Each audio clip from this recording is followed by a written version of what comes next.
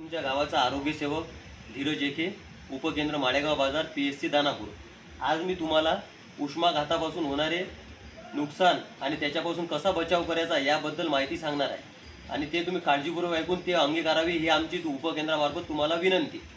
उष्माघात म्हणजे काय?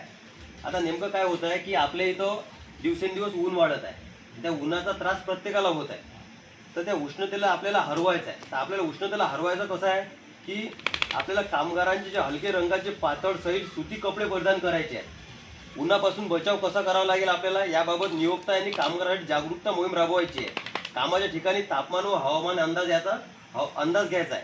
तसंच उष्माघातापासून आपण बचाव असा करू शकतो की उष्माघाताची मेन लक्षणे काय आहेत। उष्माघातामुळे चक्कर येणे, डोकेदुखी, मळमळ वाटणे, अत्याधिक तहान लागणे, लघवी कमी होणे, श्वास लागणे आणि हृदयाचे ठोके वाढणे हे मुख्य उष्माघाताचे लक्षणे आहेत। आणि या उष्माघातापासून बचाव करण्यासाठी आपल्याला सर्वात महत्त्वाचं म्हणजे की उन्हापासून जास्तीत जास्त 12 ते 4च्या मधात उन्हामध्ये निघायचं नाही आहे। जे काही आपले दैनंदिन कामं आहेत ते 12च्या आत आणि 4च्या नंतर करायचे आहेत, जेणेकरून आपल्याला ऊन लागणार नाही।